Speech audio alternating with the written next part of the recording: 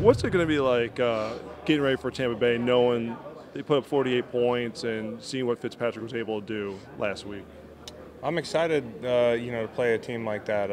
They certainly put out a great showing week one, and that excites you as a team because you want to play a team that's playing well, and you want to play a team that's putting up points because you look at it like a challenge. So for the guys in this locker room, I respect Fitzy anyways. I know he's capable of doing that. So I knew that when I heard Jameis was out, we were going to have our hands full either way. So that's a hungry team. They got a lot of talent, and it'll be hot down there, and they're opening up at home. You have a lot of respect for someone like Fitzpatrick, who's been a gamer, who's been seven different teams, and fighting to keep his spot here in the league. For sure, and I've played him a number of times, and he's tough.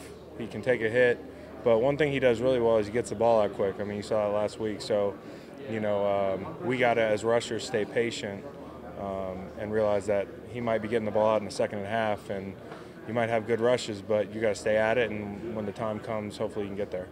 In terms of the heat, obviously it's pretty humid here in Philly, but it's not like what's going to be in Tampa this weekend. How do you guys prepare and deal with that? You just hydrate and get ready to rotate and play hard, and that's one of the great things about having a bunch of D linemen that can play.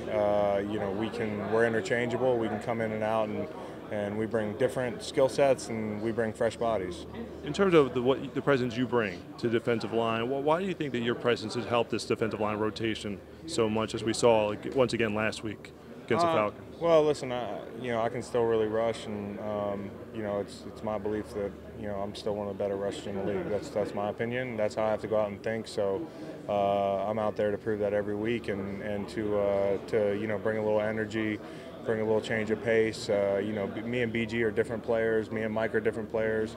DB and Mike and so on. We're all different, and we bring different styles to tackles, and that's hard for tackles to make that adjustment throughout the game. What is the secret to the strip sack? What you've done so well here in your 2 years with the Eagles? Just being aware when you get there and trying to make things slow down when you get there. Don't be surprised you win.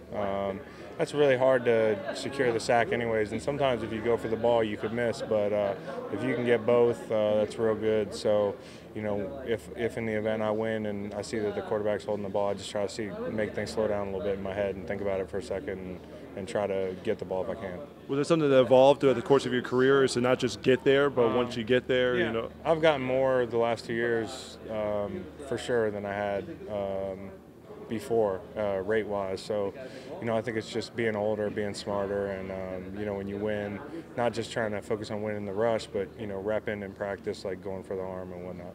Obviously not going up against Bo and Vinny, but any kind of fun trash talk between the guys this week, or it's pretty much all about business? I mean, listen, if Bo called me or Vinny called me, I pick up the phone. I'm not one of those, but on Sunday it's game time, and it is what it is. And they're not on offense, so I don't really have to worry about dealing with them.